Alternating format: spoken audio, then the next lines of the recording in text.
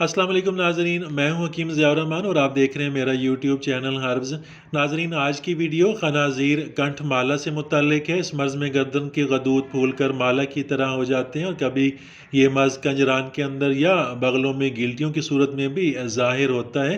گلٹیاں علیحدہ علیحدہ ہوتی ہیں۔ کمزور بچوں میں ناظرین جب سل کا مادہ موجود ہوتا ہے تو گردن کے غدود پھول جاتے ہیں یا پیٹ میں گلٹیاں پیدا ہو جاتی ہیں۔ اس مرض کا ناظرین علاج اگر استقلال کے ساتھ نہ کیا جائے تو بچہ ہلاک ہونے کا بھی خطرہ ہوتا ہے۔ یہ مرض بڑھتا چلا جاتا ہے۔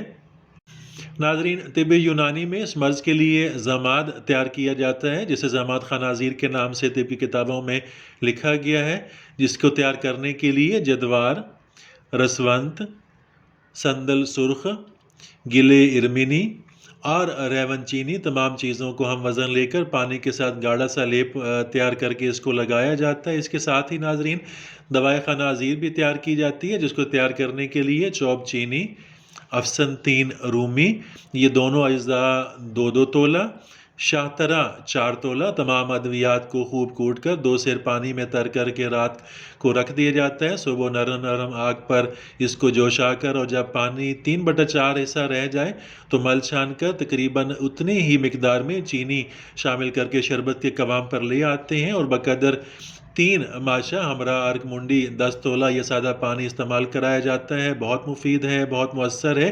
ناظرین، اس مرض میں رات کو تریفل شاہترہ کا استعمال بھی بہت مفید ہوتا ہے، بہت مؤثر ہوتا ہے۔ ناظرین، خنازیر کے لیے مرہم خنازیر بھی تیار کیا جاتا ہے، جس کو تیار کرنے کے لیے مرچ سیاہ، نیلا تھوتھا اور مہندی یہ تینوں اجزاء 1 تولہ لے کر ان تمام ادویات کو ایک جگہ پہ خشک پیس کر اس کا سفوف بنا کر تقریباً 10 تولے مکھن، ایسا مکھن جو 100 بار پانی سے دھویا گیا ہو، اس کے اندر ملا کر اس کی مرہم سے تیار کر لی جاتی ہے اور حسب ضرورت کسی کپڑے کے ٹکڑے پر لگا کر زخم پر چپکا دیا جاتا ہے۔ اگر تو گلٹیاں موجود ہوں تو ان پر کٹ لگا دیے جاتے ہیں چھوٹے چھوٹے سے اور پھر اس کے اوپر مرہم لگائی جاتی ہے۔ جب زخم مندمل ہونے شروع ہو جاتے ہیں تو خوراکی طور پر ارک مصفی خون بھی استعمال کرایا جاتا ہے، ہمراہ شربت عناب استعمال کرایا جاتا ہے۔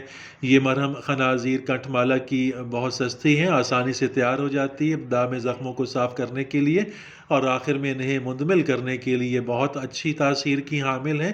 ناظرین، اس کے ساتھ ہی اجازت چاہتا ہوں، ملتے ہیں اگلی ویڈیو میں، تب تک کے لیے اللہ حافظ۔